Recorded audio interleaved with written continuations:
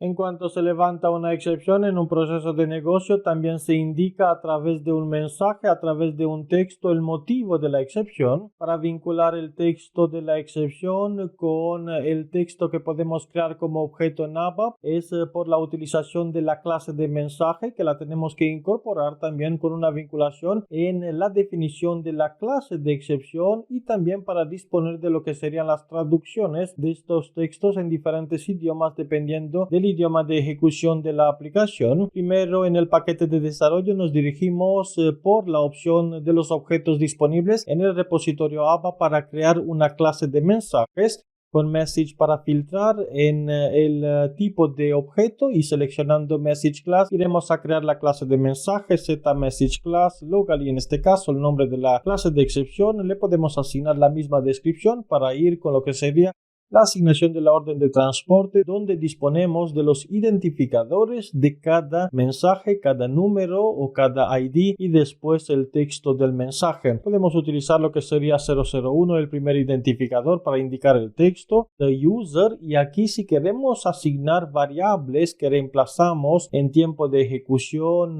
el texto que estamos asignando para este identificador 01, utilizamos lo que es el ampersand y 1 para indicar que es la primera variable que iremos a reemplazar. The user, y después del nombre del usuario, does not have permissions to the request o to the requested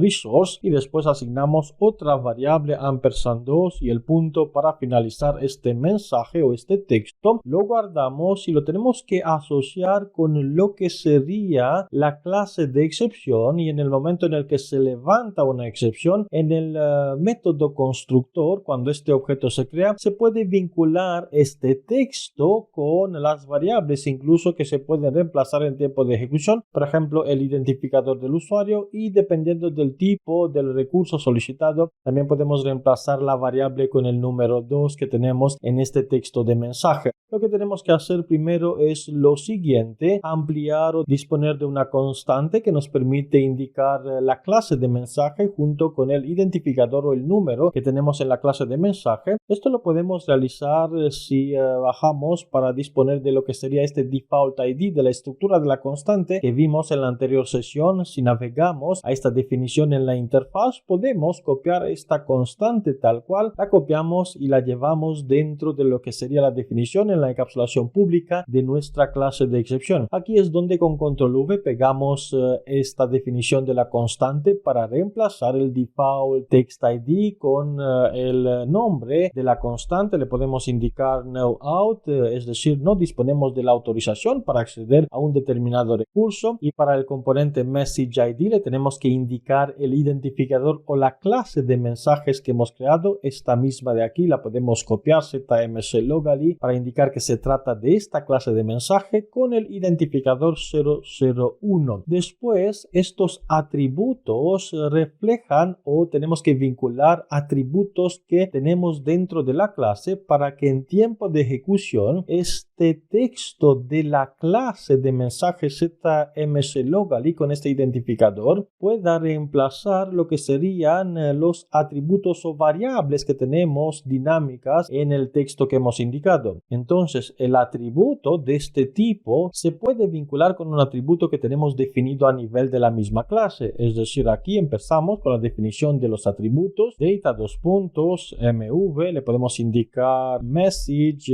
v1 para la primera variable. Normalmente se puede asignar el tipo msgv1. Este tipo, si observamos en el mensaje, no está disponible a nivel de las cuentas trias, no tenemos estos permisos, por eso reemplazamos con la cadena de caracteres dinámica string. Al final se trata de una variable que se va a reemplazar con lo que tenemos en el ampersand 1, ampersand 2, 3 y 4 para disponer de hasta 4 valores, hasta 4 variables vinculadas con los atributos de la clase que en tiempo de ejecución se pueden reemplazar para formar el texto de la excepción que levantamos. De momento estamos agregando piezas a este puzzle, las excepciones en ABAP, y en cuanto empezamos a levantar la excepción, a capturar las excepciones con las estructuras de control try catch, iremos a entender mejor estos conceptos. se trata de la vinculación de los textos a través de la clase de mensaje con la clase de excepción. Hemos copiado la primera declaración del atributo, copiamos y pegamos 4 veces para indicar que se trata del atributo 2, el atributo 3 y el atributo 4. Y también en la constante indicamos los nombres de los atributos que queremos vincular en tiempo de ejecución, ya que la misma clase se va a encargar de asignar los valores que tenemos en los atributos. Y entonces la siguiente pregunta es: ¿cómo es posible asignar valores a estos atributos en cuanto se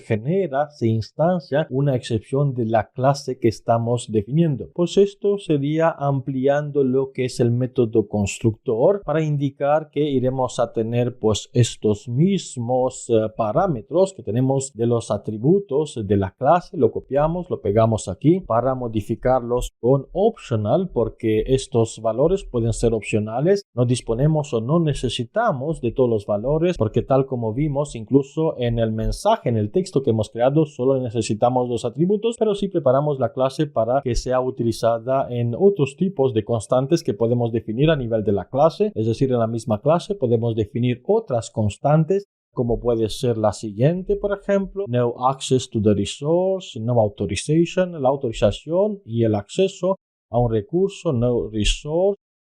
Y en esta parte también podemos utilizar otro texto, que sería el texto 2, que podemos crear con la vinculación de los mismos atributos que también están reflejados en la definición de este método constructor. Y la siguiente consulta que tenemos que hacer es cómo asignamos los valores para los atributos definidos en la clase, porque automáticamente el framework o las clases de excepción van a vincular los valores de los atributos con el texto y el ID que le tenemos en la clase de mensaje en cuanto se levanta una excepción. Y esto lo podemos realizar en la implementación del método constructor, es decir, aquí mismo es donde podemos indicar con la autorreferencia me que tenemos el mvMessageValue1 o la variable 1, que es igual a lo que iremos a recibir a nivel de parámetro. Y estos parámetros, para que sean diferentes, lo podemos dejar con importing value o con msgv1 para disponer de otros nombres a nivel de la clase, donde podemos después proceder con la vinculación. Sería msg